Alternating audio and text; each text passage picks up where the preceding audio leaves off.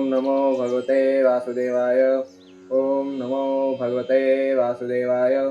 ओम नमो भगवते वासुदेवाय। श्रीमद्भागवतम तृतीय स्कंद अध्याय 6 विश्वरूप की सृष्टि। ऋषिर्वाच इति तासां स्वशक्तीनां सतीनाम समेत्य सह प्रसुप्तलोकतंत्राणां निशाम्य गतिमीश्वरः। श्री मैत्रेय मुनि ने कहा, इस तरह श्री भगवान ने महत्तत्व जैसी अपनी शक्तियों के संयोग न होने के कारण विश्व के प्रगतिशील सृजनात्मक कार्यकलापों की रुकावट के विषय में सुना। तात्पर्य, श्री भगवान की सृष्टियों में किसी तरह का अभाव नहीं है, सारी शक्तियां वहां ही प्रस्तुप्तावस्था में रहती हैं, किंतु जब तक श्री भगवान की इच्छा से उनका संयोग नहीं हो जाता तब तक कोई प्रगति नहीं हो सकती। सृष्टि के रुके हुए प्रगतिशील कार्य को श्री भगवान के निर्देशन द्वारा ही पुनरुज्जीवित किया जा सकता है। काल संज्ञां तदा देवीं बिभ्रच्छति मुरुक्रमः त्रयोविंशति तत्वानां गणम युग पदाविशत्। तब परम शक्तिशाली श्री भगवान ने अपनी बहिरंगी शक्ति देवी काली सहित 23 तत्वों के भीतर प्रवेश किया, क्योंकि वे ही विभिन्न प्रकार के तत्वों को सम्मिलित करती हैं। तात्पर्य, पदार्थ के अवयवों की संख्या 23 है। संपूर्ण भौतिक शक्ति मिथ्या अहंकार, ध्वनि, स्पर्श, रूप, स्वाद, गंध, पृथ्वी, जल, अग्नि, वायु, आकाश, आंख, कान, नाक, जीभ, त्वचा, हाथ, पांव, गुदा, जनेन्द्रिय, वाणी तथा मन, ये सभी काल के प्रभाव से परस्पर संयुक्त रहते हैं और काल क्रम में विघटित हो जाते हैं। इसीलिए काल श्री भगवान की शक्ति है और यह शक्ति श्री भगवान के निर्देशानुसार अपने ही ढंग से कार्य करती है।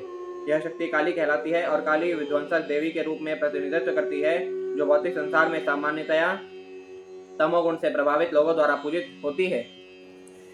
वैदिक स्तोत्र में यह विधि इस प्रकार वर्णित है। मूल प्रकृतिर विकृतिर्महदाध्याः प्रकृति विकृतयः सप्त षोडश कस्तु विकारो न प्रकृतिर्न विकृतिः पुरुषः। जो शक्ति 23 अवयवों के संयोग से भौतिक प्रकृति के रूप में कार्य करती है, वह सृष्टि का अंतिम स्रोत नहीं है। श्री भगवान तत्वों में प्रवेश करते हैं और काली कहलाने वाली अपनी शक्ति का प्रयोग करते हैं। अन्य समस्त वैदिक शास्त्रों में यही सिद्धांत स्वीकार हुआ है। ब्रह्म संहिता 5.35 में यह कहा गया है, एकोप्य सौ रचयितुं जगदंड कोटिं यच्छक्तिरस्ति जगदंड चया यदन्तः अंडान्तरस्तर परमाणुचयांतरस्थं गोविंदमादि पुरुषम तम अहम भजामि। मैं गोविंद की पूजा करता हूँ, जो आदि भगवान है। अपने श्वास महाविष्णु के द्वारा वे भौतिक प्रकृति में प्रवेश करते हैं और फिर प्रत्येक ब्रह्मांड में गर्भोदक्षाय विष्णु के रूप में प्रवेश करते हैं। तत्पश्चात वे क्षीरोदक्षाय विष्णु के रूप में पदार्थ के परमाणुओं समेत सभी तत्वों में प्रवेश कर जाते हैं।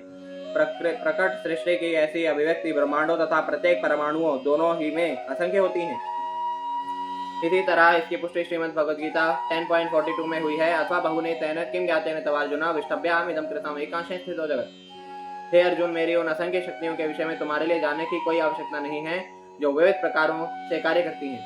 मैं समस्त ब्रह्मांडों तथा उनके सारे तत्वों में अपने स्वांश परमात्मा के रूप में भौतिक सृष्टि में प्रवेश करता हूँ। इस तरह सृष्टि का कार्य चलता रहता है। भौतिक प्रकृति के आश्चर्यजनक कार्य भगवान श्री कृष्ण के कारण होते हैं, इसीलिए वे अंतिम कारण या समस्त कारणों के परम कारण हैं। सोनो प्रविष्टो भगवान चेष्टा रूपेण तम गणम भिन्नम संयोजयामास सुप्तम कर्म प्रबोधयन्। इस तरह जब श्री भगवान अपनी शक्ति से तत्वों के भीतर प्रविष्ट हो गए तो सारे जीव जीवंत होकर विभिन्न कार्यों में उसी तरह लग गए जिस तरह कोई व्यक्ति निद्रा से जागकर अपने कार्य में लग जाता है। तात्पर्य, हर व्यक्तिगत जीव सृष्टि के प्रलय के पश्चात अचेत अवस्था में रहता है और श्री भगवान की भौतिक शक्ति के साथ उनमें ही प्रवेश करता है। ये व्यष्टि जीव पहले से चले आ रहे बद्धात्मा है, किंतु प्रत्येक भौतिक सृष्टि में उन्हें अपने आप को मुक्त करने तथा स्वतंत्र आत्मा बनने का अवसर प्रदान किया जाता है। उन्हें वैदिक ज्ञान का लाभ उठाने का तथा यह पता लगाने का अवसर प्रदान किया जाता है कि परम भगवान के साथ उनका क्या संबंध है, वे किस तरह मुक्त बन सकते हैं और ऐसी मुक्ति में अंतिम लाभ क्या है। वेदों का समुचित अध्ययन करके मनुष्य अपने पद से अवगत होता है और इस तरह श्री भगवान की दिव्य भक्ति में सेवा करता हुआ क्रमशः वैकुंठ लोक को प्राप्त होता है। भौतिक जगत में व्यष्टि आत्मा अपनी विगत अपूर्ण इच्छाओं के अनुसार विभिन्न कार्यों में लगे रहते हैं। किसी विशेष शरीर के विघटन के बाद व्यष्टि आत्मा हर वस्तु को भूल जाता है, किंतु सर्व करुणामय श्री भगवान, जो कि साक्षी परमात्मा के रूप में हर व्यक्ति के हृदय में स्थित हैं, उसे जागृत करते हैं और उसे उसकी विगत इच्छाओं की याद दिलाते हैं। इस तरह वह अपने अगले जीवन में उसी के अनुसार कर्म करने लगता है। इस अदृष्ट मार्गदर्शन को भाग्य कहा जाता है और कोई भी विवेकशील व्यक्ति समझ सकता है कि इससे प्रकृति के 3 गुणों में उनका भौतिक बंधन बना रहता है। सृष्टि के आंशिक या पूर्ण प्रलय के तुरंत बाद जीव की अचेत सुप्तावस्था को कुछ अल्पज्ञ दार्शनिक भूल से जीवन की चरम अवस्था मान बैठते हैं। आंशिक भौतिक शरीर के विलय के बाद जीव केवल कुछ महीनों तक अचेत रहता है और भौतिक सृष्टि के पूर्ण विलय के बाद वह लाखों वर्षों तक अचेत रहता है। किंतु जब सृजन पुनः किया जाता है तब श्री भगवान उसे जगाकर पुनः कर्म में लगाते हैं। जीव शाश्वत है और उसके कार्यों द्वारा प्रकट होने वाली उसकी चेतनावस्था उसके जीवन की स्वाभाविक अवस्था है। जागृत रहते हुए वह कर्म करना बंद नहीं कर सकता और इस तरह वह अपनी विविध इच्छाओं के अनुसार कर्म करता है। जब उसकी इच्छाएं श्री भगवान की दिव्य सेवा करने हेतु प्रशिक्षित की जाती है तो उसका जीवन पूर्ण हो जाता है और नित्य जागृत जीवन का आनंद पाने हेतु वह वैकुंठ भेज दिया जाता है। प्रबुद्ध कर्मा दैवेन त्रयोविंशतिको गणः प्रेरितो जन्यस्वाभिर्मात्राभिर्धिपुरुषम्। जब परम पुरुष की इच्छा से 23 प्रमुख तत्वों को सक्रिय बना दिया गया तो श्री भगवान का विराट विश्वरूप शरीर प्रकट हुआ। तात्पर्य विराट रूप या विश्वरूप जिसकी निर्विशेषवादी बहुत बड़ाई करते हैं वह श्री भगवान का सनातन रूप नहीं है। यह श्री भगवान की परम इच्छा द्वारा भौतिक सृष्टि के अवयवों के प्राकट्य के बाद प्रकट किया जाता है। भगवान श्री कृष्ण ने अर्जुन को यह विराट या विश्वरूप निर्विशेषवादियों को यह विश्वास दिलाने हेतु दिखलाया कि वे ही आदि भगवान है। भगवान श्री कृष्ण ने विराट रूप प्रकट किया था। ऐसा नहीं है कि विराट रूप द्वारा भगवान श्री कृष्ण प्रकट हुए, इसलिए विराट रूप से भगवान द्वारा वैकुंठ में प्रकट किया जाने वाला सनातन रूप नहीं है। यह श्री भगवान का भौतिक प्राकट्य है। नव जिज्ञासुओं के लिए मंदिर का अर्चा विग्रह श्री भगवान का ऐसा ही प्राकट्य है, किंतु श्री भगवान के विराट तथा अर्चा रूप भौतिक होने पर भी उनके नित्य रूप भगवान श्री कृष्ण से अभिन्न है। परेण विशता स्वस्मिन्मात्रया विश्वसृगणः चुक्षोभान्योन्यमासाद्य यस्मे लोकाः चराचराः। जो ही श्री भगवान ने अपने स्वांश रूप में विश्व के सारे तत्वों में प्रवेश किया त्यों ही वे विराट रूप में रूपांतरित हो गए, जिसमें सारे ग्रह मंडल और समस्त चर तथा अचर सृष्टियां टिकी हुई हैं। तात्पर्य विराट सृष्टि के सारे तत्व पदार्थ हैं और जब तक श्री भगवान अपने स्वांश रूप में उनमें प्रवेश नहीं करते तब तक खुद के आकार में वृद्धि करने का उनमें कोई सामर्थ्य नहीं होता। इसका अर्थ यह हुआ कि जब तक पदार्थ को आध्यात्मिक स्पर्श नहीं होता तब तक वह घट या बढ़ नहीं सकता। पदार्थ आत्मा का प्रतिफल है और आत्मा के स्पर्श से ही बढ़ता है। इस संपूर्ण विराट जगत ने अपने आप यह विराट रूप धारण नहीं किया है, जैसा कि कम बुद्धि वाले लोगों की गलत धारणा है। जब तक पदार्थ के भीतर आत्मा रहता है तब तक पदार्थ आवश्यकता अनुसार बढ़ सकता है, किंतु आत्मा के बिना पदार्थ बढ़ना बंद कर देता है। उदाहरणार्थ, जब तक जीव के शरीर के भीतर आध्यात्मिक चेतना पर रहती है तब तक शरीर अपेक्षित आकार तक बढ़ता रहता है, किंतु मृत भौतिक शरीर जिसमें आध्यात्मिक चेतना नहीं रहती बढ़ना बंद कर देता है। श्रीमद् भगवद गीता द्वितीय अध्याय में शरीर को नहीं बल्कि आध्यात्मिक चेतना को महत्व प्रदान किया गया है। संपूर्ण विराट शरीर उसी विधि से बढ़ा है जिसे हम अपने लघु शरीरों में अनुभव करते हैं, किंतु मनुष्य को मूर्खतावश यह नहीं सोचना चाहिए कि व्यष्टि सूक्ष्म आत्मा विश्व रूप की विराट अभिव्यक्ति का कारण है। विश्व रूप को विराट रूप इसलिए कहा जाता है क्योंकि श्री भगवान अपने सांस रूप में भी इसके भीतर होते हैं। हिरण्मयः स पुरुषः सहस्र परिवत्सरान् अंडकोश वास्वाप्सु सर्वसत्त्वोपरिहितः। विराट पुरुष जो हिरण्मय कहलाते हैं ब्रह्मांड के जल में 1000 दैवी वर्षों तक रहे और सारे जीव उनके साथ शयन करते रहे। तात्पर्य जब श्री भगवान गर्भोदक्षाय विष्णु के रूप में प्रत्येक ब्रह्मांड में प्रविष्ट हो गए तो आधा ब्रह्मांड जल से भर गया। ग्रह मंडल वायु आकाश इत्यादि की विराट अभिव्यक्ति जो हमें दृष्टिगोचर होते हैं पूर्ण ब्रह्मांड की केवल आधी है। इस अभिव्यक्ति के पूर्व तथा ब्रह्मांड के भीतर विष्णु के प्रवेश करने के बाद 1000 दैवी वर्षों की अवधि होती है। महातत्व के गर्भ में प्रविष्ट किए गए सारे जीव सभी ब्रह्मांडों में गर्भोदक्षाय विष्णु के अवतार के साथ विभाजित हो जाते हैं और वे श्री भगवान के साथ तब तक शयन करते रहते हैं तब जब तक ब्रह्मा का जन्म नहीं हो जाता। ब्रह्मांड के भीतर ब्रह्मा ही प्रथम जीव होते हैं और अन्य सारे देवता तथा जीव उन्हीं से जन्मते हैं। मनुष्य जाति के मूल पिता मनु हैं, अतएव संस्कृत में मानव जाति मानुष्य कहलाती है। विभिन्न शारीरिक गुणों वाला मानव विभिन्न ग्रह मंडलों में फैला हुआ है। सवै विश्व सृजाम गर्भो देव कर्मात्म शक्तिमान भाजात्मनात्मानमेकधा दशधा त्रिधा।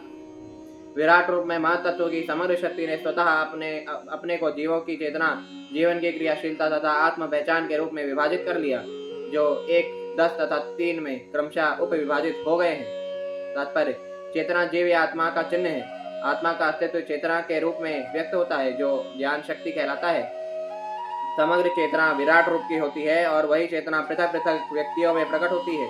चेतना का कार्य प्राणवायु के माध्यम से संपन्न किया जाता है, जो 10 प्रकार की होती है।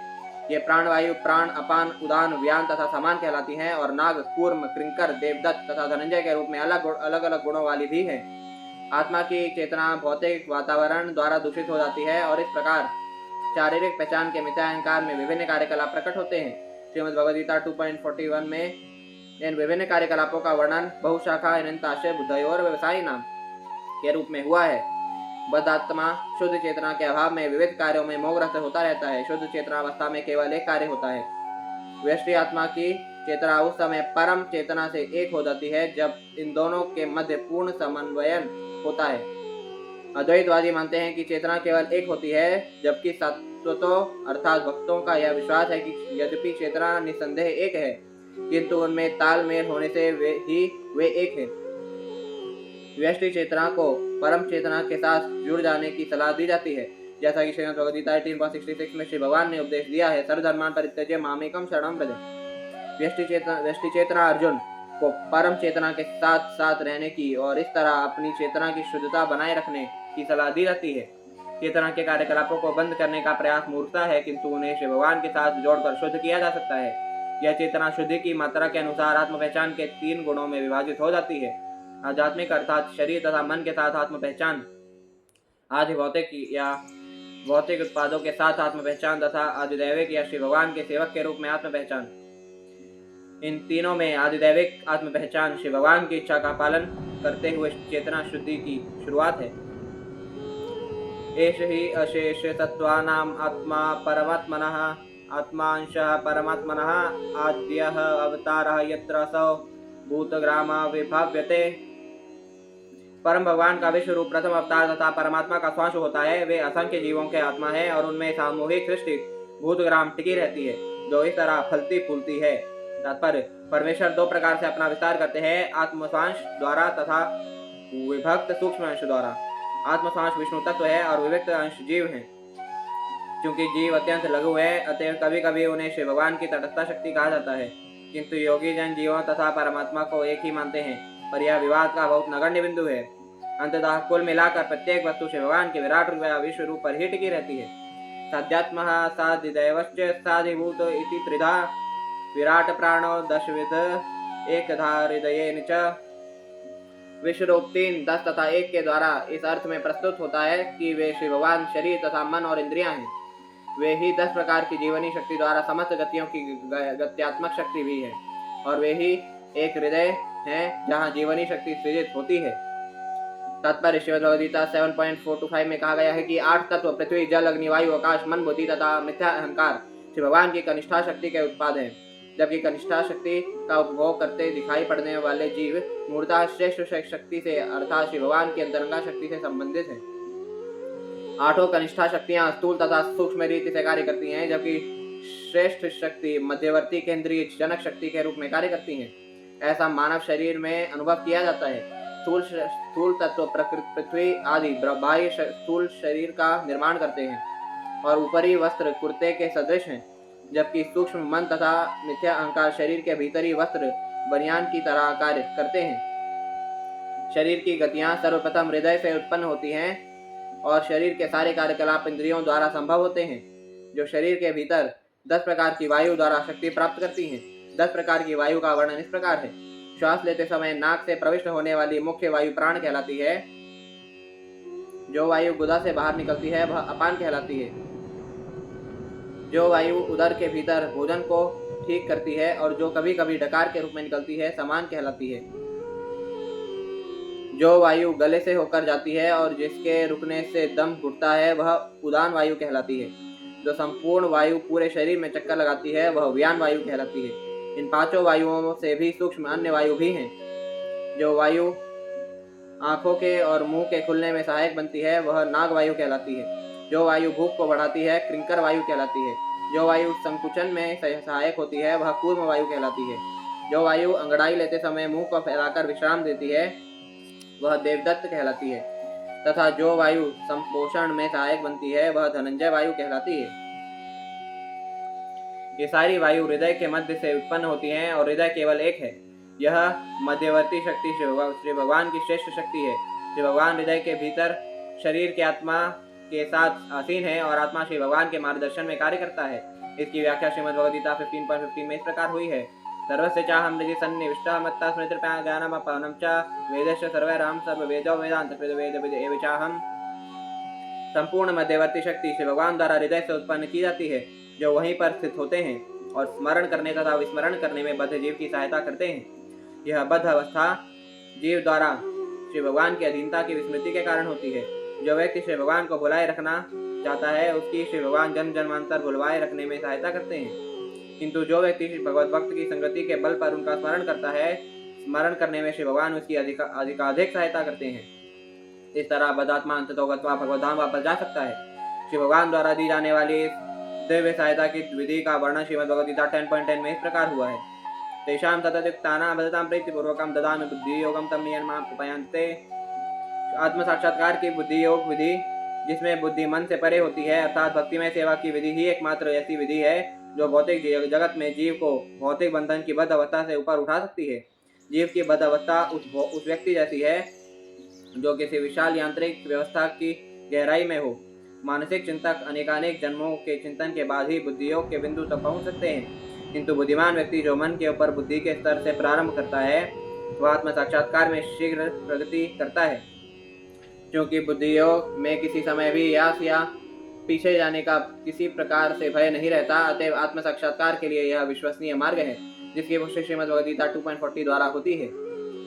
मानसिक चिंतक एक ही वृक्ष पर बैठे दो पक्षियों को श्वेताश्वतर उपनिषद 4.6 आत्मा तथा परमात्मा के रूप में नहीं समझ पाते।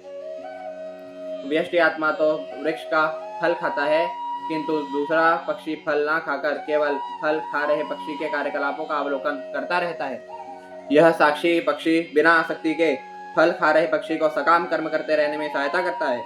जो व्यक्ति आत्मा तथा परमात्मा का या ईश्वर और जीव के इस अंतर को नहीं समझ सकता, वह भी इस वैश्विक विराट यंत्र के पास में है। अतः उसे उस समय की प्रतीक्षा करनी होगी जब वह इस बंधन से छूट सकेगा। स्मरण विश्व सृजामीशो विज्ञापितमधोक्षजः विराजमत्पत्स्वेन तेजसैषां विवृत्तये। परम प्रभु इस विराट जगत की रचना का कार्यभार संभालने वाले समस्त देवताओं के परमात्मा हैं। इस तरह देवताओं द्वारा प्रार्थना किए जाने पर उन्होंने मन में विचार किया और तब उनको समझाने हेतु अपना विराट रूप प्रकट किया। तात्पर्य, निर्विशेषवादी लोग श्री भगवान के विराट रूप के प्रति अधिक आकर्षित होते हैं। वे सोचते हैं कि इस विराट अभिव्यक्ति के पीछे का नियंत्रण काल्पनिक है, किंतु बुद्धिमान व्यक्ति कारण के महत्व का अनुमान परिणामों के चमत्कारों को देखकर लगा सकते हैं। उदाहरणार्थ, माता के गर्भ में मनुष्य शरीर का विकास स्वतंत्र रूप से नहीं होता, अपितु इसलिए होता है कि शरीर के भीतर जीव या आत्मा होता है। जीवात्मा के बिना कोई भी भौतिक शरीर स्वयमेव न तो आकार ग्रहण कर सकता है न विकास कर सकता है। जब कोई भौतिक वस्तु विकास प्रदर्शित करती है तो यह समझना चाहिए कि इस अभिव्यक्ति के भीतर आध्यात्मिक आत्मा विद्यमान है। यह विराट ब्रह्मांड धीरे धीरे विकसित हुआ है, जिस तरह किसी शिशु का शरीर विकास करता है।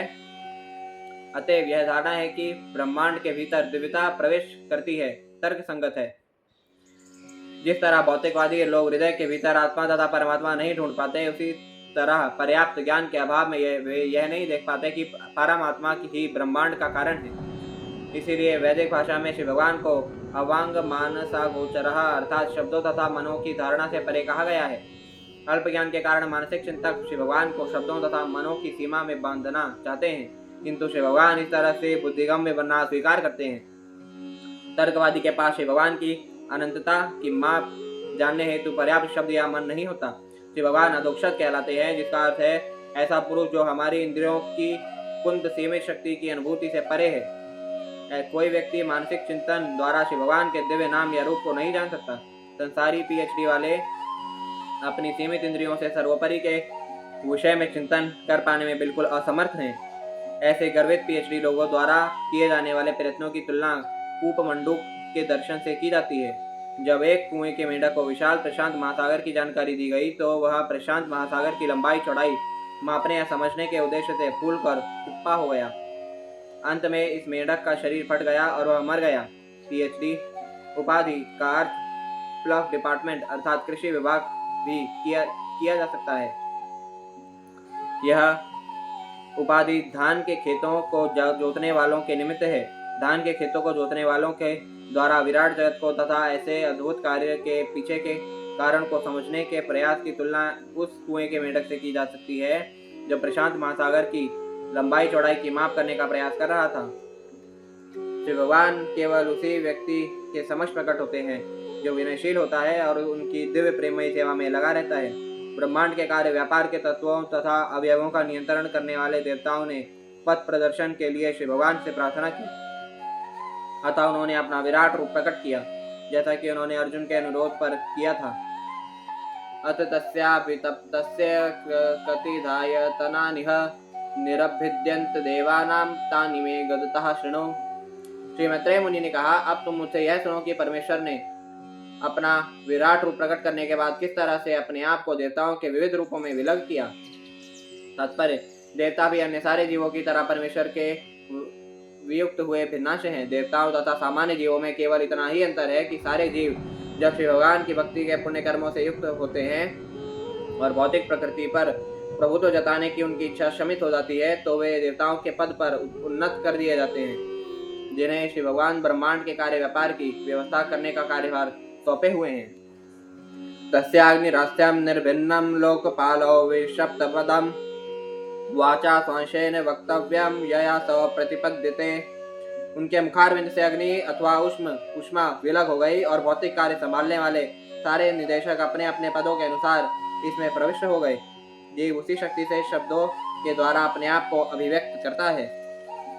तात्पर्य, श्री भगवान के विराट रूप का मुखारविंद वाक शक्ति का उद्गम है, अग्नि तत्व का निदेशक इसका नियंत्रक अथवा अधिदैव है। अभिव्यक्त वाणियां अध्यात्म या शारीरिक कार्य है और वाणियों की विषय वस्तु अधिभूत तत्व या भौतिक उत्पादन है। निर्भिन्नम तालु वरुणो लोकपालो विशुद्धरे है जीवयांशेन च रसम यया सो प्रतिपद्यते। जब विराट रूप का तालु पृथक प्रकट हुआ तो ग्रह मंडलों में वायु का निदेशक वरुण उसमें प्रविष्ट हुआ, जिससे जीव को अपनी जीभ से हर वस्तु का स्वाद लेने की सुविधा प्राप्त है। निर्भिन्ने अश्विनो नासे विष्णुरावेशतां पदं घ्राणेनाशेन गंधस्य प्रतिपत्तिर्यतो भवेत्। जब श्री भगवान के दो नथुने पृथक प्रकट हुए तो दोनों अश्विनी कुमार उनके भीतर अपने अपने पदों पर प्रवेश कर गए। इसके फलस्वरूप जीव हर वस्तु की गंध सूंघ सकते हैं। निर्भिन्ने अक्षिणी त्वष्टा लोकपालो विशद्विभोः चक्षुषंशेन ग्रूपाणां प्रतिपत्तिर्यतो भवेत्। तत्पश्चात श्री भगवान के विराट रूप की दो आंखें अलग से अभिव्यक्त हुई। प्रकाश का निदेशक सूर्य दृष्टि के आंशिक प्रतिनिधित्व के साथ उनमें प्रविष्ट हुआ, जिससे जीव रूपों को देख सकते हैं। निर्भिन्नान्यस्य चर्माणि लोकपालो नीलो विशत् प्राणेनाशेन संस्पर्शम येनासो प्रतिपद्यते। जब विराट रूप से त्वचा पृथक हुई तो वायु का निदेशक देव अनिल आंशिक स्पर्श से प्रविष्ट हुआ, जिससे जीव स्पर्श का अनुभव कर सकते हैं। कर्णावस्य विनिर्भिन्नो दिशनेयं स्वं विविशुर्दिशः श्रोत्रेणांशेन शब्दस्य सिद्धिं येन प्रपद्यते। जब विराट रूप के कान प्रकट हुए तो सभी दिशाओं के नियंत्रक देव श्रवण तत्वों समेत उनमें प्रविष्ट हो गए, जिससे सारे जीव सुनते हैं और ध्वनि का लाभ उठाते हैं। तात्पर्य, कान जीव के शरीर का सबसे महत्वपूर्ण यंत्र है। ध्वनि दूरस्थ तथा अज्ञात वस्तुओं का संदेश ले जाने का सबसे महत्वपूर्ण माध्यम है। समस्त ध्वनि या ज्ञान की सिद्धि कान से प्रवेश करती है और मनुष्य के जीवन को पूर्ण बनाती है। संपूर्ण वैदिक ज्ञान एकमात्र श्रवण करके ही प्राप्त किया जाता है। इस तरह ज्ञान का सबसे महत्वपूर्ण स्रोत ध्वनि है। त्वचमस्य विनिर्भिन्नां विविशुर्देशनयमोषधिः अंशेन रोमभिकण्डुं यो ये रसो प्रतिपद्यते। जब चमड़ी की पृथक अभिव्यक्ति हुई तो अपने विविध अंशों समेत संस्पर्श नियंत्रक के देव उसमें प्रविष्ट हो गए। इस तरह जीवों को स्पर्श के कारण खुजलाहट तथा प्रसन्नता का अनुभव होता है।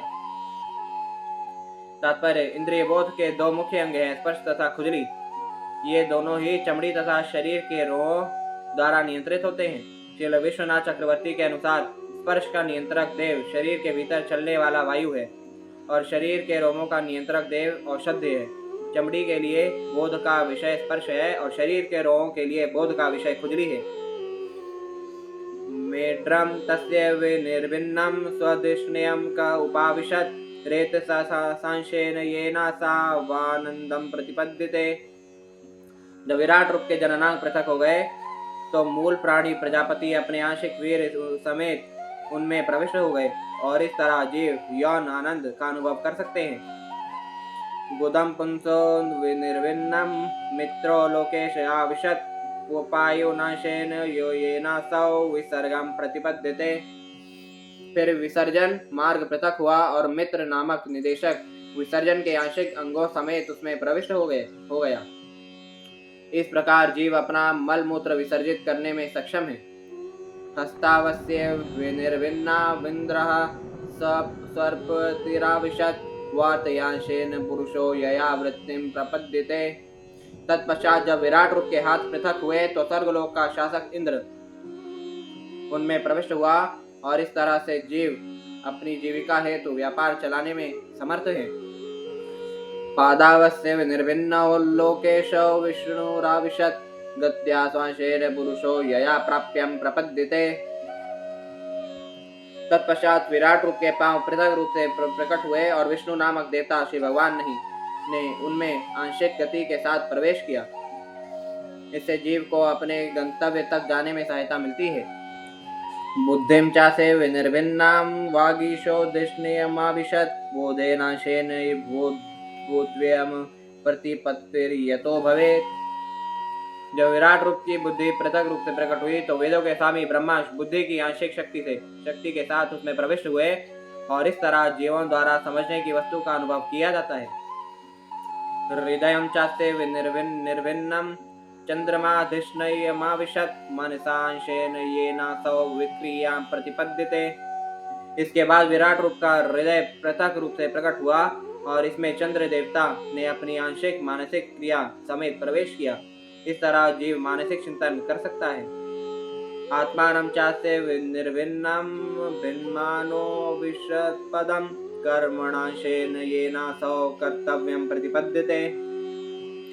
तत्पश्चात विराट रूप का भौतिकवादी अहंकार पृथक से प्रकट हुआ और इसमें मिथ्या अहंकार के नियंत्रक रुद्र ने अपनी निजी आंशिक क्रियाओं समेत प्रवेश किया, जिससे जीव अपना लक्षित कर्तव्य पूरा करता है।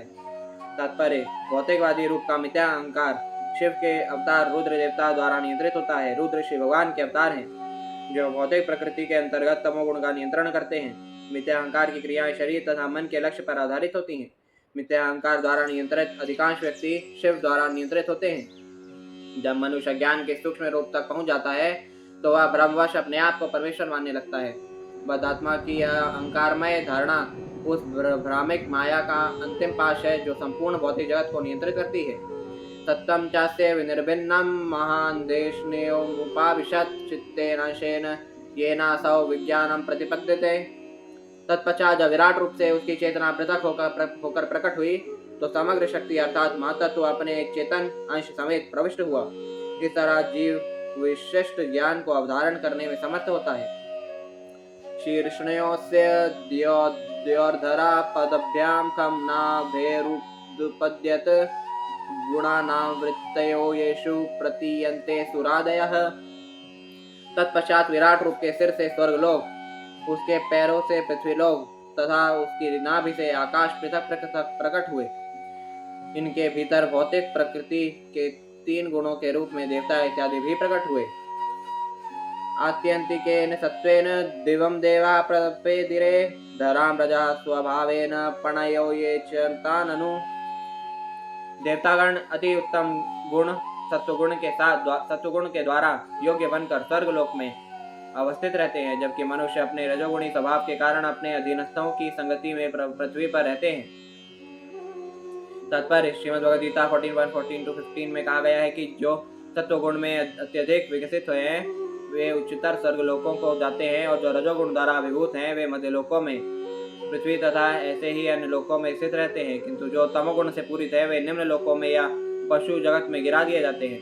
देवतागण सत्वगुण में अति बड़े चढ़े होते हैं, अतः वे स्वर्गलोकों में स्थित रहते हैं। मनुष्यों से भी नीचे पशु हैं।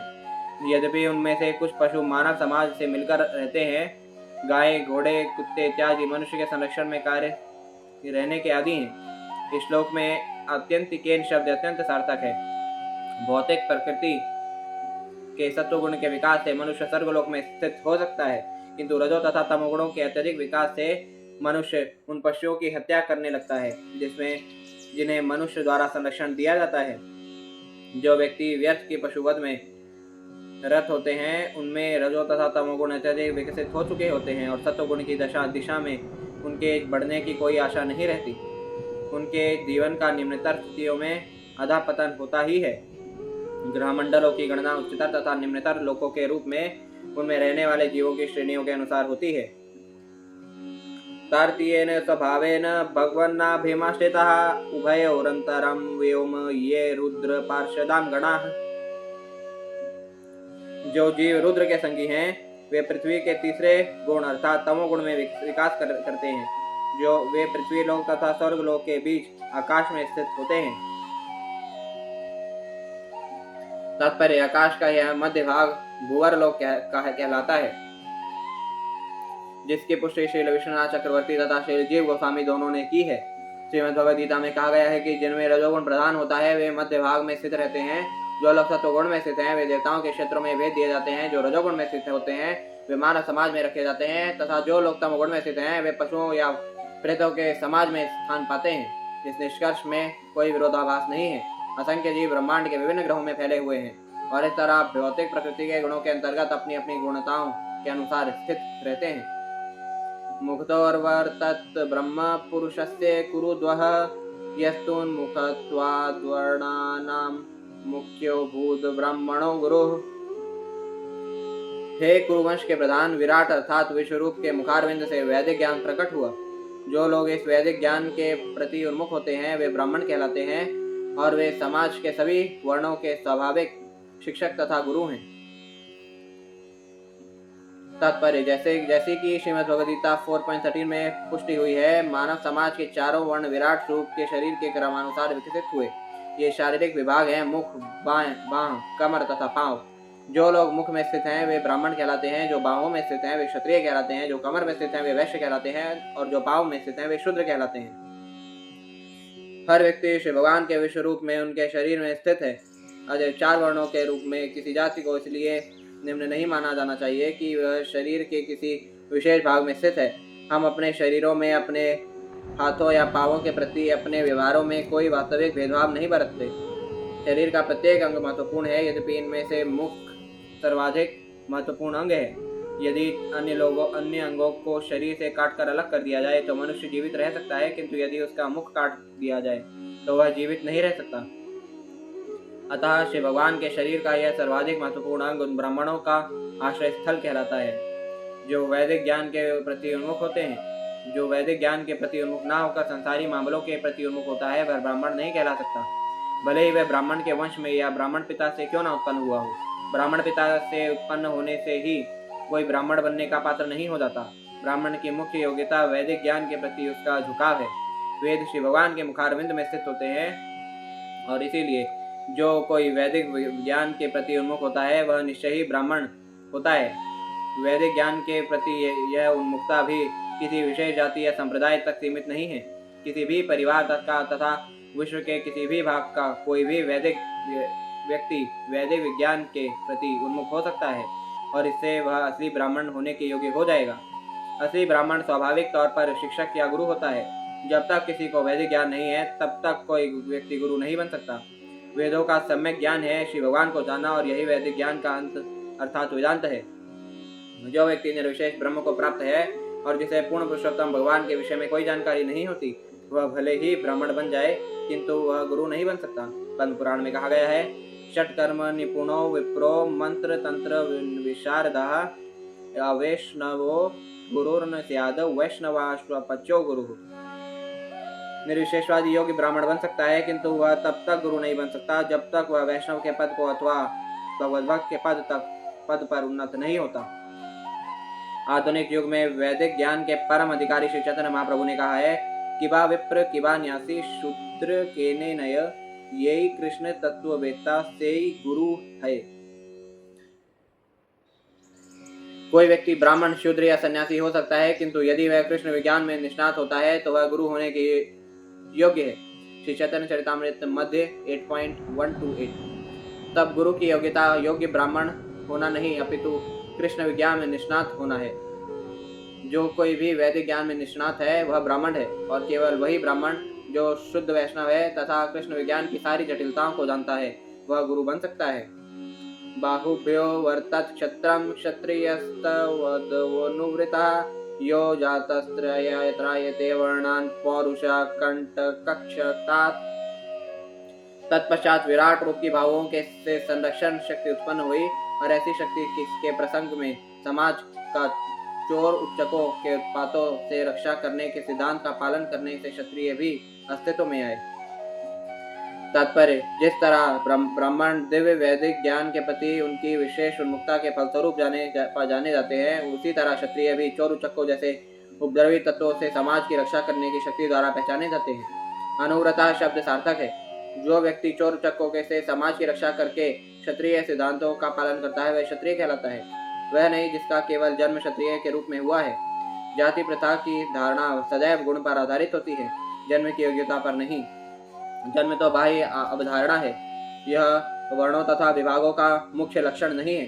श्रीमद् भगवद गीता 18.41-44 में ब्राह्मणों, क्षत्रियों, वैष्णव तथा शूद्रों के गुणों का विशेष रूप से उल्लेख हुआ है, और यह समझा जाता है कि किसी समूह विशेष से संबंधित होने के पूर्व ऐसे समस्त गुणों की आवश्यकता होती है। भगवान श्री विष्णु को समस्त वैदिक शास्त्रों में पुरुष कहा गया है।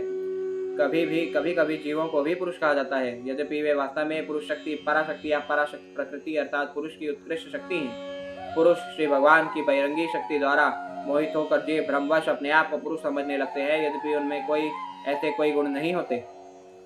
श्री भगवान में रक्षा करने की शक्ति होती है। ब्रह्मा, विष्णु तथा महेश्वर, इन तीनों देवताओं में से पहले में सृजन करने की शक्ति होती है, दूसरे में रक्षा करने की तथा तीसरे में संहार करने की शक्ति होती है। इस श्लोक में पुरुष शब्द सार्थक है, क्योंकि क्षत्रियों की से आशा की जाती है कि वे प्रजाओं को अर्थात थल तथा जल में उत्पन्न हुए सबों को संरक्षण प्रदान करने में श्री भगवान पुरुष का प्रतिनिधित्व करेंगे। अतएव संरक्षण मनुष्य तथा पशु दोनों ही के निमित्त होता है। आधुनिक समाज में प्रजा को चोर उच्चकों से सुरक्षित नहीं रखा जाता। आधुनिक प्रजातंत्र राज्य जिसमें क्षत्रिय है ही नहीं, वैष्णव तथा शूद्रों की सरकार है, और पहले की तरह यह ब्राह्मणों तथा क्षत्रियों की सरकार नहीं है। महाराज युधिष्ठिर तथा उनके पुत्र महाराज परीक्षित विशेष प्रकार के क्षत्रिय राजा थे, क्योंकि उन्होंने मनुष्य तथा पशु सभी को संरक्षण प्रदान किया। जब साक्षात कली ने एक गाय का वध करना चाहा तो महाराज परीक्षित तुरंत उस दुष्ट का वध करने हेतु सन्नद्ध हो गए और कली को अपने राज्य से बाहर निकाल दिया। यह एक पुरुष का अथवा भगवान श्री विष्णु के प्रतिनिधि का लक्षण है। वैदिक सभ्यता के अनुसार योग्य क्षत्रिय राजा को भगवान जैसा सम्मान प्रदान किया जाता है, क्योंकि वह प्रजा को संरक्षण प्रदान करके श्री भगवान का प्रतिनिधित्व करता है। आधुनिक निर्वाचित राज्याध्यक्ष चोरी के मामलों में भी संरक्षण नहीं दे पाते, अतः मनुष्य को बीमा कंपनी में का संरक्षण प्राप्त करना पड़ता है। आधुनिक मानव समाज की समस्याएं योग्य ब्राह्मणों तथा क्षत्रियों के अभाव एवं तथा कथित सामान्य मताधिकार द्वारा वैश्यों तथा शूद्रों के अत्यधिक प्रभाव के कारण है। विशो वर्तन्त तस्योर्वोर्लोको वर्ति करीर विभोः वैश्यस्तद्भूतद्भवो वार्तां नृणाम यह समवर्तयत्। समस्त पुरुषों की जीविका का साधन अर्थात अन्न का उत्पादन तथा प्रजा में उसका वितरण श्री भगवान के विराट रूपी जांघों से उत्पन्न किया गया। वे व्यापारी जन जो ऐसे कार्यों को संभालते हैं वैश्य कहलाते हैं। तात्पर्य, मानव समाज की जीविका के साधन को यहाँ पर स्पष्ट रूप से विष कहकर व्यक्त किया गया है, जिसका अर्थ है कृषि तथा कृषि उत्पादों के वितरण का व्यापार, जिसमें यातायात, बैंकिंग इत्यादि सम्मिलित हैं। उद्योग तो जीविका का कृत्रिम साधन है और बड़े पैमाने वाले उद्योग तो विशेषकर समाज की सारी समस्याओं की जड़ है। श्रीमद् भगवद गीता में भी विश्व में लगे वैश्यों के कर्तव्य गौरक्षा, कृषि तथा व्यापार बतलाए गए हैं। हम पहले ही व्याख्या कर चुके हैं कि मनुष्य अपनी जीविका के लिए सुरक्षा पूर्वक गाय तथा कृषि भूमि पर निर्भर रह सकता है। बैंकिंग तथा यातायात द्वारा उपज का विनिमय इस प्रकार की जीविका की एक शाखा है। वैश्य कई उप विभागों में बटे हैं। उनमें से कुछ क्षेत्रीय या भूमि के स्वामी हैं, कुछ कृष्ण या भूमि जोतने वाले कहलाते हैं, कुछ तिल वर्णिक अर्थात अन्न उत्पन्न करने वाले कहलाते हैं, कुछ गंध वर्णिक अर्थात मसाले का व्यापार करने वाले कहलाते हैं, और कुछ स्वर्ण वर्णिक अर्थात सोने तथा बैंकिंग के व्यापारी कहलाते हैं। ब्राह्मण शिक्षक तथा गुरु होते हैं। क्षत्रिय नागरिकों की चोर उचक्कों से रक्षा करते हैं और वैश्य उत्पादन तथा वितरण के लिए उत्तरदायी हैं। शूद्र कम बुद्धिमान श्रेणी के ऐसे लोग हैं जो स्वतंत्र रूप से उपयुक्त कार्य नहीं कर सकते, अपनी जीविका के लिए इन 3 उच्चतर श्रेणियों की सेवा करने हेतु होते हैं। पूर्व काल में ब्राह्मणों के जीवन की सारी आवश्यकताएं क्षत्रियों तथा वैश्यों द्वारा पूरी की जाती थी, क्योंकि जीविका कमाने हेतु उनके पास समय नहीं रहता था। क्षत्रिय गण वैश्यों तथा शूद्रों से कर वसूल करते थे, किंतु ब्राह्मण आयकर या भूमि लगान देने से मुक्त रखे जाते थे। मानव समाज की यह प्रणाली इतनी उत्तम थी कि कोई भी राजनीतिक, सामाजिक तथा आर्थिक उथल पुथल नहीं मचती थी। अतः विभिन्न जातियां अथवा वर्ण विभाजन शांतिमय मानव समाज बनाए रखने हेतु अत्यावश्यक है। पदभ्याम भगवतो यज्ञे शुश्रूषा धर्म सिद्धये तस्यां जाता पुरा शूद्रो यद्वृत्त्या तुष्यते हरिः।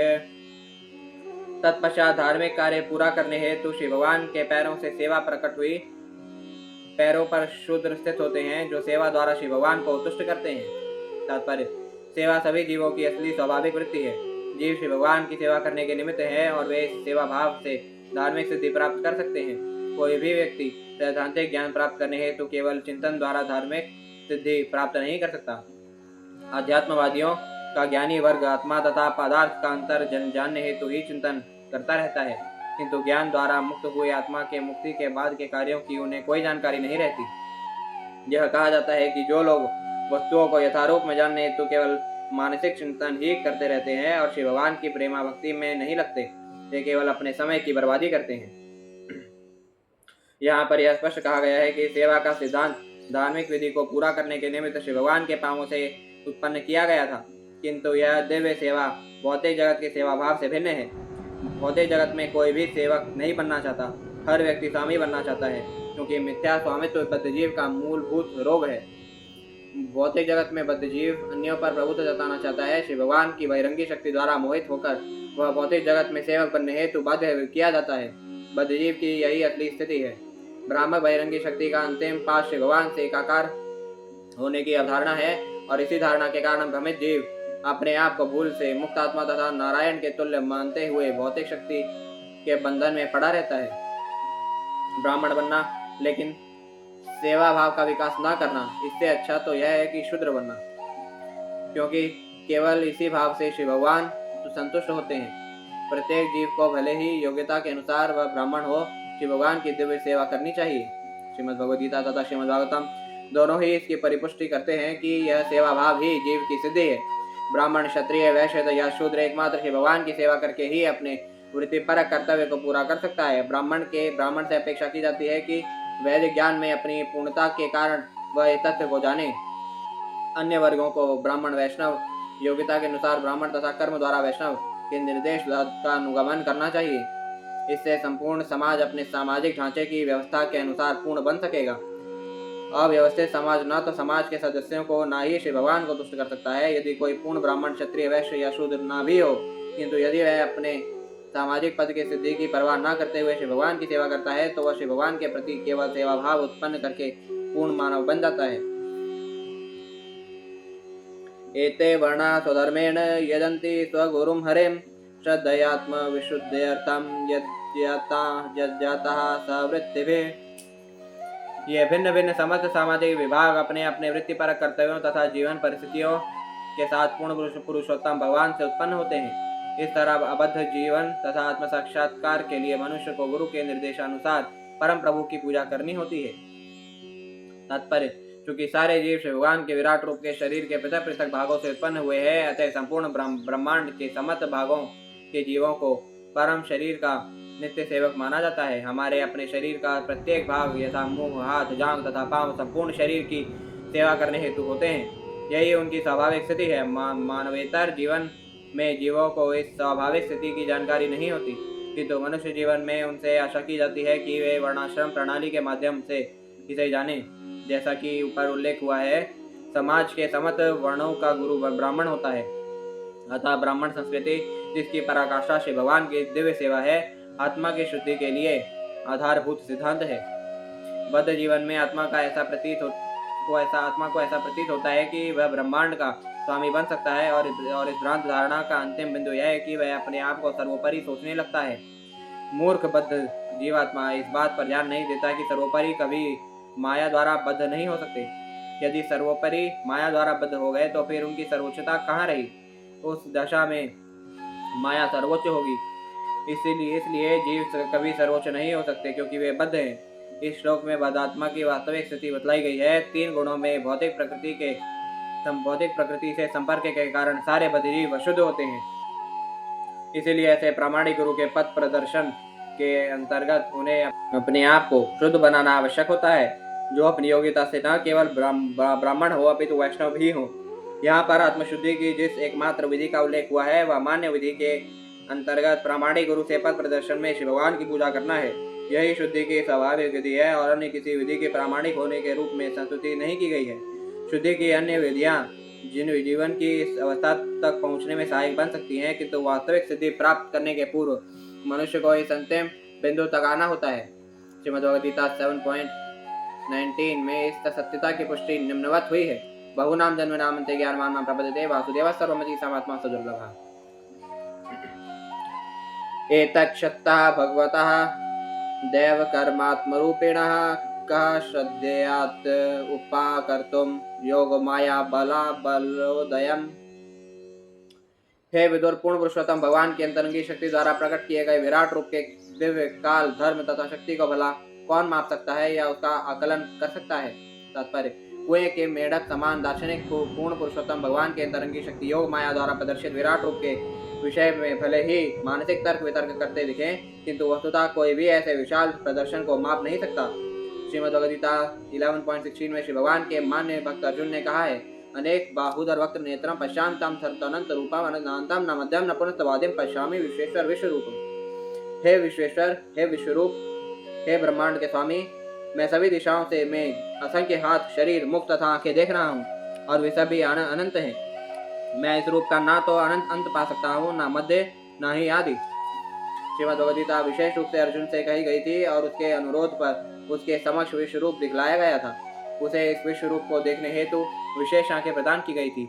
इस तरह यद्यपि वह श्री भगवान के असंख्य हाथ तथा मुख देख सका, किंतु वह पूर्ण रूपेण उनका दर्शन नहीं कर सका। जब अर्जुन श्री भगवान की शक्ति के माप का अनुमान लगाने में असमर्थ रहा तो भला और कौन ऐसा कर सकता है? हाँ, कोई कूपमंडूक दार्शनिक की तरह भ्रांत अनुमान करने में लगा रह सकता है। कूपमंडूक दार्शनिक 3 वर्ग फुट आकार वाले कुएं के अपने अनुभव के आधार पर प्रशांत महासागर की लंबाई चौड़ाई का अनुमान लगाना चाहता था। अतः वह प्रशांत महासागर जितना विशाल होने हेतु गर्व से फूलने लगा, किंतु अंत में उसका शरीर फट गया और इस विधि से वह मर गया। यह वृत्तांत उस मानसिक दार्शनिक पर भी लागू होता है जो श्री भगवान की बहिरंगी शक्ति की माया के अधीन परमेश्वर की लंबाई चौड़ाई का अनुमान लगाने में उलझा रहता है। सर्वोत्तम मार्ग यही है कि श्री भगवान का शांत एवं विनीत भक्त बना जाए, प्रामाणिक गुरु से श्री भगवान के विषय में सुनने का प्रयास किया जाए तथा जैसा कि पिछले श्लोक में सुझाव दिया गया है, दिव्य प्रेमा भक्ति में श्री भगवान की सेवा की जाए। तथापि कीर्तयाम्यंग यथामति यथा श्रुतम कीर्तिम हरेः स्वाम सक्तर्तम गिरमन्याभिधासति। अपनी असमर्थता के बावजूद मैं अपने गुरु से जो कुछ सुन सका हूँ तथा जितना आत्मसात कर सका हूँ उसे अब शुद्ध वाणी द्वारा श्री भगवान के महिमा के वर्णन में लगा रहा हूँ, अन्यथा मेरी वाक शक्ति अपवित्र बनी रहेगी। तात्पर्य: बद्धात्मा की शक्ति शुद्धि के लिए उसकी चेतना की शुद्धि आवश्यक है। चेतना की उपस्थिति से दिव्य आत्मा की उपस्थिति की पुष्टि होती है और जो ही चेतना शरीर को त्याग देती है त्यों ही शरीर निष्क्रिय हो जाता है। अतः चेतना की अनुभूति कार्यों से होती है। प्रत्यक्षवादी दार्शनिकों द्वारा प्रस्तुत किया जाने वाला यह सिद्धांत की चेतना निष्क्रिय अवस्था में रह सकती है, उनके अल्प ज्ञान का प्रमाण है। शुद्ध चेतना के कार्यकलापों को रोककर किसी को भी अपवित्र नहीं बनना चाहिए। यदि शुद्ध चेतना के कार्यकलापों को रोका जाता है तो निश्चय ही सचेत जीवनी शक्ति अन्य प्रकार से व्यस्त हो जाएगी, क्योंकि जब तक व्यस्त न हो चेतना का कोई अर्थ नहीं होता। चेतना क्षण भर भी शांत नहीं रह सकती।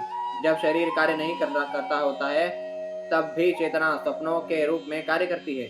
अचेत अवस्था कृत्रिम है, बाह्य प्रेरणा से यह सीमित अवधि तक रहती है, किंतु जब दवा का नशा उतरता है या जब मनुष्य जग जाता है तो चेतना फिर से सही ढंग से कार्य करने लगती है। श्री मैत्रेय मुनि का कथन है कि अपवित्र सचेतन कार्यकलापों से बचने हेतु वे श्री भगवान की अनंत कीर्ति का वर्णन करने का प्रयास कर रहे थे।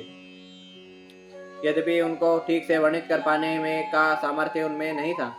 श्री भगवान की कीर्ति का ऐसा गायन किसी शोध का परिणाम नहीं होता, अपितु गुरु के मुखारविंद से विनीत भाव से सुनने का परिणाम होता है। अपने गुरु से जो कुछ सुना हुआ रहता है उसे पूर्ण रूप से दोहरा पाना भी संभव नहीं है, किंतु प्रामाणिक प्रयास करके यथासंभव कुछ न कुछ वर्णन किया जा सकता है। इससे कोई अंतर नहीं पड़ता कि श्री भगवान की महिमा का वर्णन पूरी तरह हुआ या नहीं। मनुष्य को मनसा वाचा कर्मणा श्री भगवान की दिव्य महिमा के गायन का प्रयास करना चाहिए, अन्यथा ऐसे कार्यकलाप अपवित्र तथा अशुद्ध बने रहेंगे। बद्धजीव के जीवन, मन तथा वाणी को श्री भगवान की सेवा में लगाने की विधि से ही शुद्ध बनाया जा सकता है। वैष्णव मत का दंडी सन्यासी 3 दंड धारण करता है और ये दंड शरीर, मन तथा वाणी से श्री भगवान की सेवा में लगने के व्रत के प्रतीक है। जब एक दंडी सन्यासी सर्वोपरि से एकाकार होने का व्रत लेता है, क्योंकि श्री भगवान परम है, अतः उनमें तथा उनकी महिमा में कोई अंतर नहीं है। वैष्णव सन्यासी द्वारा गाई जाने वाली श्री भगवान की महिमाएं श्री भगवान जैसी ही सारपूर्ण होती हैं।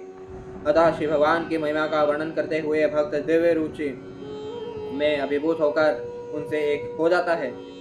यद्यपि वह शाश्वत रूप से दिव्य सेवक बना रहता है। भक्त की यह एक साथ ऐक्य तथा भिन्नता की स्थिति उसे शाश्वत रूप से शुद्ध बनाती है और इस तरह उसका जीवन पूर्ण रूपेण सफल बन जाता है। एकांत लाभम वचसो न पुंसाम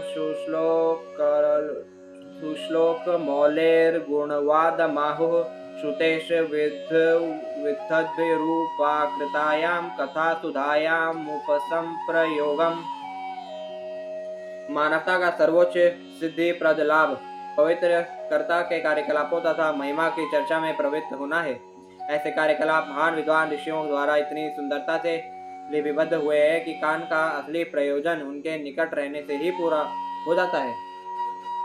तात्पर्य, निर्विशेषवादी श्री भगवान के कार्यकलापों को सुनने से अति भयभीत रहते हैं, क्योंकि वे सोचते हैं कि ब्रह्म के दिव्य पद से प्राप्त होने वाला सुखी जीवन का चरम लक्ष्य है। वे सोचते हैं कि हर एक का कार्य, चाहे वह श्री भगवान का कार्य ही क्यों न हो, लौकिक होता है। किंतु इस श्लोक में सुख का जो भाव व्यक्त किया गया है वह भिन्न है, क्योंकि यह परम पुरुष के कार्यों को बतलाता है जिनके गुण दिव्य होते हैं। गुणवादम शब्द महत्वपूर्ण है, क्योंकि श्री भगवान के गुण तथा उनके कार्यकलाप एवं उनकी लीलाएं भक्तों की चर्चा के विषय होते हैं। श्री मैत्रेय मुनि जैसे ऋषि निश्चय ही लौकिक गुणों वाली किसी बात की चर्चा करने में रुचि नहीं रखते। फिर भी वे कहते हैं कि दिव्य साक्षात्कार की सर्वोच्च सिद्धिप्रद अवस्था श्री भगवान के कार्यकलापों की चर्चा करना है। इसीलिए श्री विष्णु गोस्वामी इस निष्कर्ष पर पहुंचते हैं कि श्री भगवान के दिव्य कार्यकलापों से संबंधित कथाएं कैवल्य सुख की दिव्य अनुभूति से बहुत परे हैं। श्री भगवान के इन दिव्य कार्यकलापों को महर्षियों ने इस प्रकार लिपिबद्ध किया है कि उन कथाओं को सुनने मात्र से ही मनुष्य आत्म साक्षात्कार को प्राप्त होता है और कान तथा जीभ का भी सदुपयोग हो जाता है। श्रीमद्भागवतम ऐसा ही एक महान ग्रंथ है और इसकी विषय वस्तु को सुनाने मात्र से जीवन की सर्वोच्च सिद्धावस्था प्राप्त हो जाती है। आत्मनो अवस्थितो वत्स महिमा कविनादिना संवत्सर सहस्रांते धिया योग विपक्वया। हे पुत्र, आदि कवि ब्रह्मा 1000 दैवी वर्षों तक परिपक्व ध्यान के बाद केवल इतना जान पाए कि श्री भगवान की महिमा अचिंत्य है। तात्पर्य, कुछ ऐसे कूपमंडू दार्शनिक हैं जो दर्शन तथा मानसिक चिंतन द्वारा परमात्मा को जानना चाहते हैं, और जब परमेश्वर को कुछ हद तक जानने वाले भक्तगण यह स्वीकार करते हैं कि श्री भगवान की महिमा अकल्पनीय अथवा अचिंत्य है, तो कूपमंडू दार्शनिक उनकी निंदा पूर्वक आलोचना करते हैं। ये दार्शनिक उस कुएं में मेंढक की तरह हैं जिसने प्रशांत महासागर को मापने का प्रयास किया था। वे आदि कवि ब्रह्मा जैसे भक्तों से उपदेश ग्रहण न करके निरर्थक मानसिक चिंतन का कष्ट उठाना पसंद करते हैं। ब्रह्मा ने 1000 दैवी वर्षों तक कठिन ध्यान किया था, फिर भी उन्होंने कहा कि श्री भगवान की महिमा अचिंत्य है। अतः यह कूपमंडू दार्शनिक अपने मानसिक चिंतन से कौन सा लाभ पाने की आशा कर सकते हैं। ब्रह्म संहिता में कहा गया है कि मानसिक चिंतन के आकाश में मन या वायु के वेग से करोड़ों वर्षों तक क्यों न उड़ता रहे, फिर भी वह इसे अचिंत्य पाएगा। किंतु भक्तगण सर्वोपरि के ज्ञान की व्यर्थ खोज में समय नहीं गंवाते, अपितु वे प्रामाणिक भक्तों से श्री भगवान की महिमा का विनीत भाव से श्रवण करते हैं। इस तरह वे श्रवण तथा कीर्तन की प्रक्रिया का दिव्य आनंद उठाते हैं। श्री भगवान भक्तों या महात्माओं के भक्ति कार्यों का अनुमोदन करते हैं और कहते हैं, महात्मानः तुम मम पार्थ दैवीं प्रकृतिमाश्रिता वदन्ति मनसो ज्ञात्वा भूतादिमाव्ययम् सततं कीर्तयन्तो मां यतन्तश्च दृढव्रताः नमस्यन्तश्च मां भक्त्या नित्य उक्ता उपासते। श्रीमद्भगवद्गीता 9.13-14। श्री भगवान के शुद्ध भक्त श्री भगवान की अंतरंगी शक्ति पराशक्ति की परा प्रकृति की शरण ग्रहण करते हैं, जिसे लक्ष्मी देवी, सीता देवी, श्रीमती राधा रानी या श्रीमती रुक्मणी देवी कहा जाता है। इस तरह वे वास्तविक महात्मा बन जाते हैं। महात्मा मानसिक चिंतन के व्यसनी नहीं होते, बल्कि वे अविचल भाव से श्री भगवान की भक्तिमय सेवा में लगे रहते हैं। भक्ति का प्रकट श्री भगवान के कार्यकलापों के विषय में सुनने तथा कीर्तन करने की प्रारंभिक विधि से होता है। महात्माओं द्वारा अपनाई गई इस दिव्य विधि से उन्हें श्री भगवान विषय पर्याप्त ज्ञान प्राप्त हो जाता है, क्योंकि यदि श्री भगवान को किसी हद तक जाना जा सकता है तो वह केवल भक्तिमय सेवा के साधन द्वारा ही जाना जा सकता है, अन्य किसी विधि द्वारा नहीं। चिंतन करते हुए कोई मनुष्य अपने पूरे जीवन का मूल्यवान समय व्यर्थ क्यों न बिता दे, किंतु इससे श्री भगवान के धाम में प्रवेश पाने में कोई सहायता नहीं मिलती।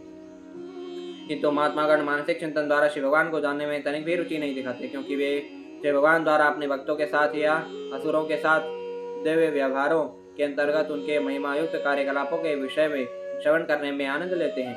भक्तगण इन दोनों में आनंद पाते हैं और इस जीवन में तथा बाद के जीवन में सुखी रहते हैं।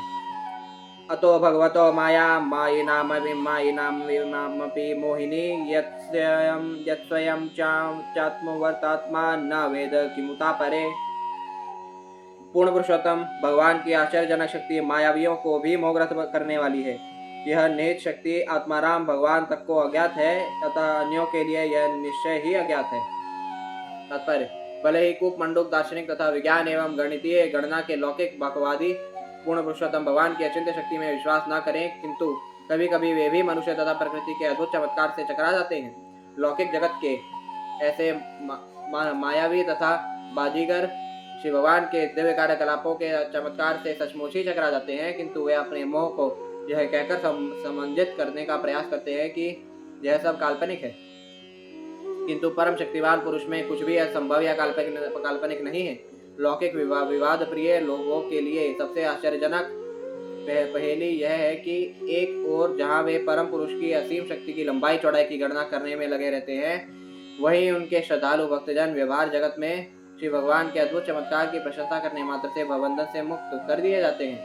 भगवत भक्त खाते, सोते, काम करते, इन सभी परिस्थितियों में जिन जिन वस्तुओं के संपर्क में आते हैं उनमें वे आश्चर्यमय कुशलता देखते हैं। वट वृक्ष के छोटे से फल में हजारों छोटे छोटे बीज होते हैं और प्रत्येक बीज में एक अन्य वृक्ष की शक्ति छिपी रहती है, जिसमें भी कार्यकारण के रूप में लाखों ऐसे फलों की शक्ति निहित होती है। अतः वृक्ष तथा बीज भक्तों को श्री भगवान के कार्यकलापों के विषय में ध्यान करने में लगाते हैं, जबकि लौकिक विवाद प्रिय लोग अपना समय ईश्वर चिंतन या मनोरथ में व्यर्थ गंवाते हैं, जो इस जीवन में तथा अगले जीवन दोनों में ही निष्फल होता है। अपने चिंतन से गर्वित वे कभी भी वट वृक्ष के सरल छिपे हुए कार्यकलापों की प्रशंसा नहीं कर सकते। ऐसे बेचारे चिंतकों के भाग्य में निरंतर पदार्थ में फंसे रहना लिखा है। यतो प्राप्यन्यवर्तन्त वाचस्य मनसा सह अहम चान्य इमे देवा तस्मै भगवते नमः। अपने अपने नियंत्रक देवों सहित शब्द, मन तथा अहंकार पूर्ण पुरुषोत्तम भगवान को जानने में असफल रहे हैं, अतः हमें विवेक पूर्वक उन्हें सादर नमस्कार करना ही योग्य है। तात्पर्य, कूपमंडू गणना करने वाला यह आपत्ति उठा सकता है कि यदि श्री भगवान वाणी, मन तथा अहंकार के नियंता देवों द्वारा, जो कि क्रमशः वेद, ब्रह्मा, रुद्र तथा बृहस्पति तथा अन्य देवता हैं, अज्ञेय हैं, तो फिर भक्तगण इस अज्ञात पात्र में इतनी रुचि क्यों दिखाएं? इसका उत्तर यह है कि भक्तों को श्री भगवान की लीलाओं को जानने में जो दिव्य आनंद प्राप्त होता है, यह निश्चय ही भक्तों तथा मानसिक चिंतकों के लिए अज्ञात है। यदि कोई दिव्य आनंद का आस्वाद नहीं कर लेता, तब स्वाभाविक है कि वह अपने चिंतन तथा मनगढ़ंत निष्कर्षों से वापस लौट आएगा, क्योंकि वह उन्हें ना तो वास्तविक मानेगा, ना आनंदवर्धक। भक्तगण कम से कम इतना तो जान सकते हैं कि परम सत्य पूर्ण पुरुषोत्तम भगवान विष्णु है, जैसे कि वैदिक स्तोत्रों में पुष्टि हुई है। ओम तद्विष्णु परमं पदम सदा पश्यन्ति सूरयः। श्रीमद् भगवद गीता 15.15 में भी तथ्य की पुष्टि हुई है। वेदस्य सर्वर अहम सर्ववेद्यः। मनुष्य को वैदिक ज्ञान के अनुशीलन के द्वारा भगवान श्री कृष्ण को जानना चाहिए और व्यर्थ ही अहम अर्थात मैं शब्द के विषय में चिंता नहीं करना चाहिए। परम सत्य को जानने की एकमात्र विधि भक्ति है, जैसा कि श्रीमद् भगवद गीता 13.55 में कहा गया है, भक्त्या माम अभिजानाति यावनश्चास्मि तत्त्वतः। केवल भक्ति द्वारा यह जाना जा सकता है कि परम सत्य श्री भगवान है और ब्रह्मा तथा परमात्मा केवल उनके अंश हैं।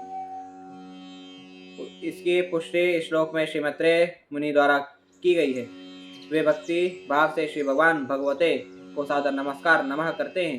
मनुष्य को श्रीमत्रे मुनि तथा श्री विदुर महाराज परीक्षित एवं श्री सुखदेव गोस्वामी जैसे महर्षियों तथा भक्तों के चरण चिन्हों का अनुगमन करना चाहिए और यदि वह उनके परम स्वरूप को जानना चाहता है जो कि ब्रह्मा तथा परमात्मा के ऊपर है, तो उसे श्री भगवान की दिव्य भक्ति में सेवा में लग जाना चाहिए। इस प्रकार श्रीमद् भागवतम के तृतीय स्कंद के अंतर्गत विश्व रूप की सृष्टि नामक छठे अध्याय के भक्ति वेदांत तात्पर्य पूर्ण हुए।